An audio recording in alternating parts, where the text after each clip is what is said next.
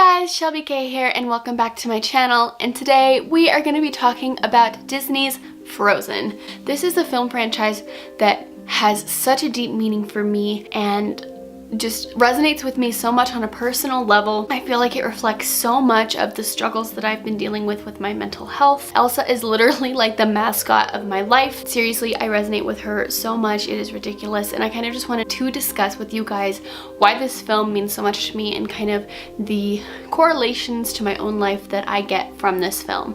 So I'm gonna start with the first Frozen film and kind of, you know, my experience and what really resonated with me in the first film. So I saw the first Frozen movie right after it came out. I think it was Thanksgiving Day weekend. I went and saw it. I had seen no trailers for it other than the little short like teaser trailers they played on TV. I knew nothing about it going into it other than it was loosely based on The Snow Queen by Hans Christian Andersen. Other than that, I didn't really know much about it. I came out of the theater absolutely blown away. I was absolutely obsessed. I immediately changed my phone background to Elsa. What really got me about the first film was Elsa herself. I resonated with her so much on such a deep level. I feel like my entire life, I've always had this inner need, this inner feeling that I have to always present myself as a good example. I always have to kind of be on my A game. I always have to, you know, be the inspiration or the good example for my younger peers, my sisters, that kind of thing. That is something that has just been ingrained to me since I was young because, you know, as I said, growing up as the oldest child, I always felt like I wanted to be a good example and that I needed to be a good example for my sisters. And so that has always kind of followed me into my life. And so because of that, I've always struggled with kind of showing my faults, showing my more quirky sides, showing, you know, that I struggle with mental health issues. This last year is really the first year that I have really opened up about my mental health issues and my depression, and it's just been a struggle my entire life to open up about, you know, these darker sides of myself.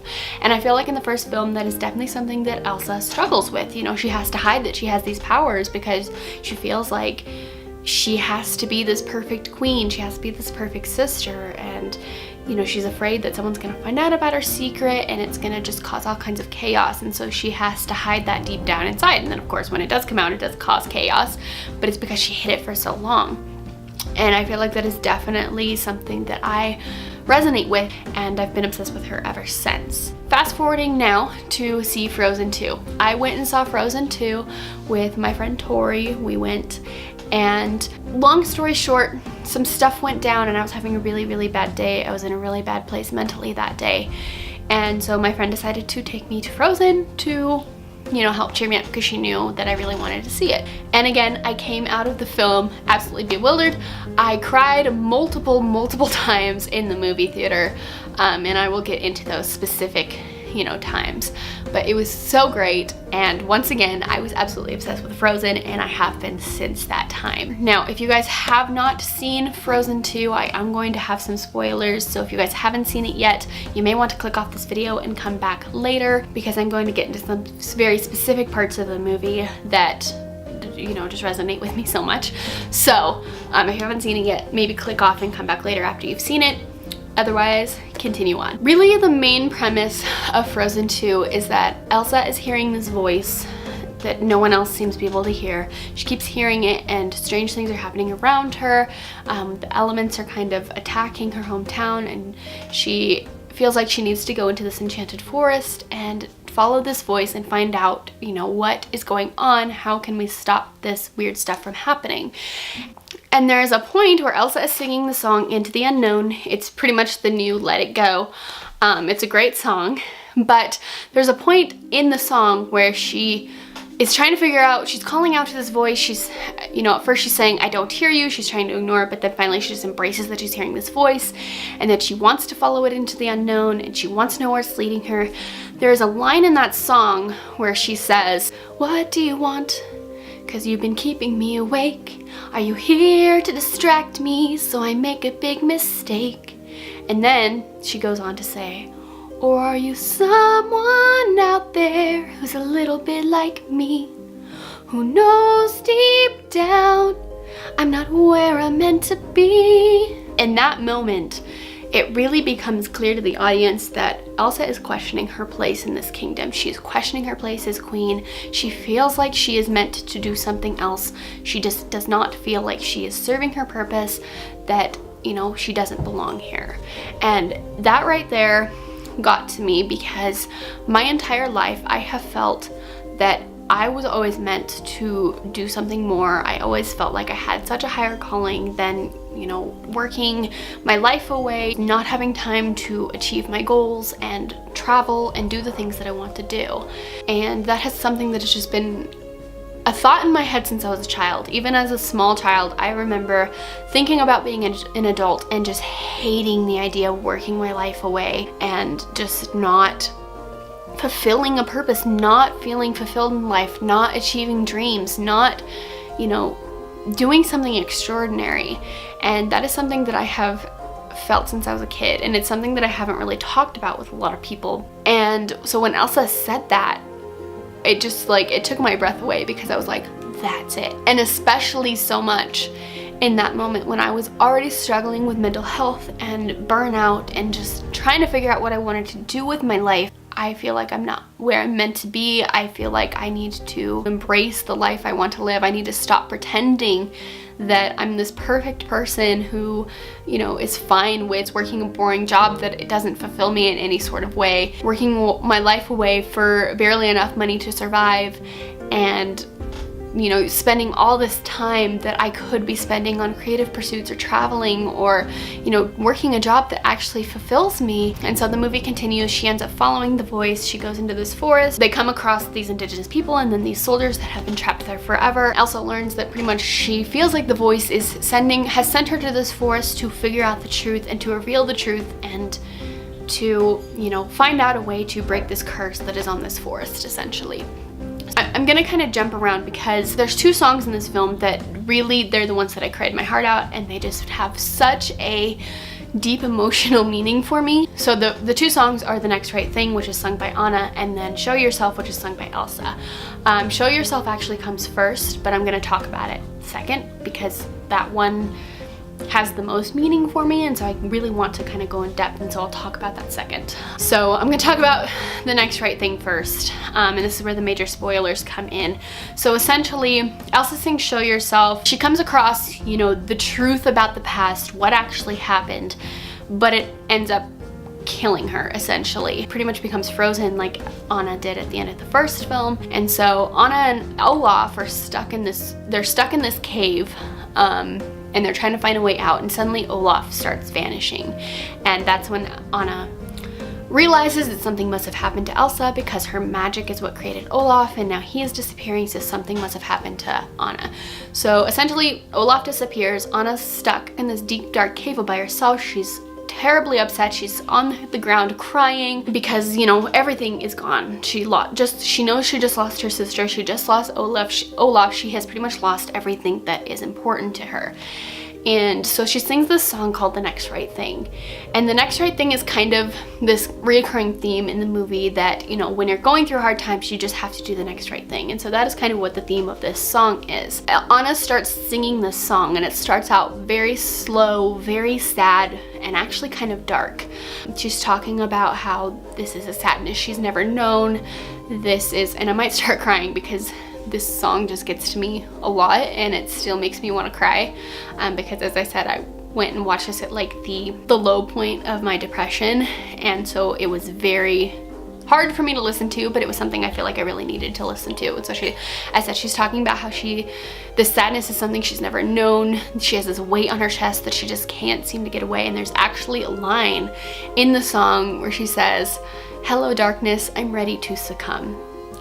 And that is something you wouldn't expect to hear in a Disney film, because at that point it kind of indicates that Anna is giving up.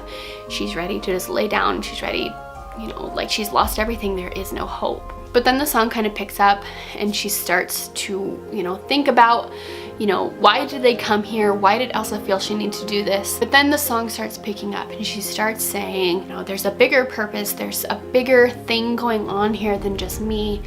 And I just need to take the next step. I need to take the next breath. And even though you're not the one that I'm standing up for, referring to Elsa, you're not the one that I'm pushing forward for. There is a bigger purpose, and I just have to do the next right thing.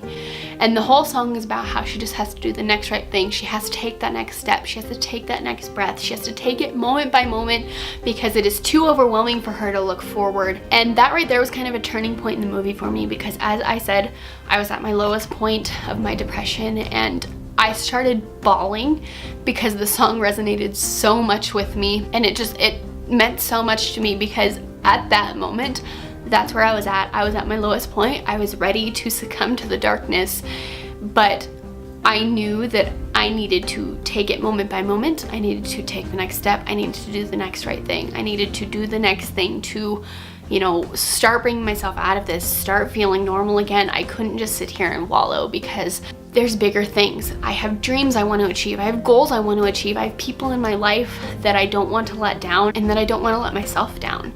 And so that right there, as I said, was the turning point in the film for me. So now kind of backtracking to Elsa's song, Show Yourself. And while Anna is kind of stuck in this cave with Olaf and they're trying to find a way out, Elsa is crossing the dark sea, and she is heading towards this glacier called Altahallen, and essentially it's the river of memory. Her mother had told her about it when she was a child, and the voice is coming from this glacier, and she feels, okay, I need to go to this glacier. I need to find out the truth about the past, and she's hoping that this Altahallen, this voice, is going to be able to kind of show her the answers to who she is, why she has these powers, what is she meant to do with her life.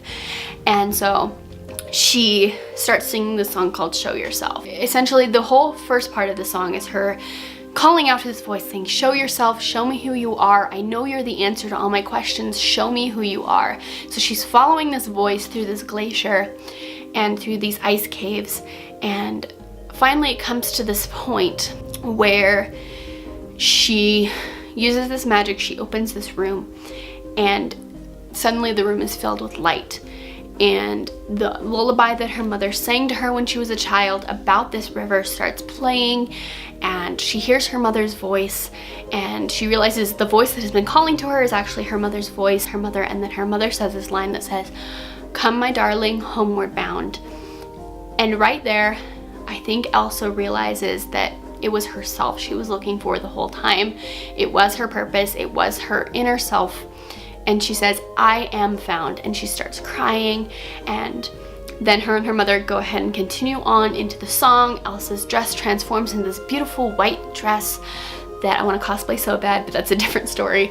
And essentially the whole theme of the song changes. Yes, they're still singing show yourself, but now it is Elsa singing it to herself as well as her mother singing it to her. So essentially they are saying, show yourself, step into your power, grow yourself into something new. Her mother sings, you are the one you've been waiting for.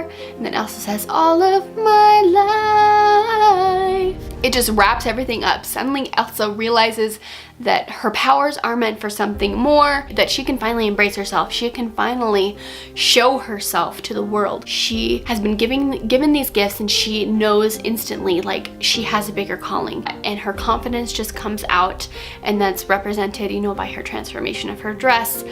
And it's just a very, very powerful moment. And again, I start bawling every time I hear this song as soon as Elsa says, I am found, and especially when I watch the video, because tears well up in her eyes and she just starts crying. And I lost it at that part, because this song seriously means so much to me, because especially in the last few months with me hitting my low point with depression, I made a decision. And this movie was part of my decision, to be honest. I made a decision. I was going to stop pretending to be something I wasn't. I was going to embrace everything about me, my flaws, my gifts, my talents, my things that maybe I'm not so proud of. I am done pretending to be someone else, and I am done pretending that I don't have this calling to do something else with my life, to do something different, and I am going to show myself. And so this song means so much to me. I listen to it almost every day to kind of pump myself up and just remind myself, what am I doing? You know, why I'm doing this, why I am, you know, creating videos, why I am trying new things, why I am starting to live the life that I've always wanted to live. And this song, seriously guys, you don't even understand how much this song means to me. Like, this song is essentially gonna be my anthem for 2020, and I just love it so much. So that is all I have for you guys. I'm sorry that this video ran a little long, but as I said, I love this film so much and I'm so passionate about it, and it just means so much to me, and I just really wanted to elaborate and just really go over every little detail like of these films and why they mean so much to me. I thank you guys for sticking around to the end. If you guys are not already subscribed, please be sure to subscribe down below, as well as hit the little bell notification so that you are notified whenever I upload. Also be sure to go ahead and check out my Instagram, which will be linked down below. As always, I thank you guys so much for watching, and I will see you all in my next video. Bye guys.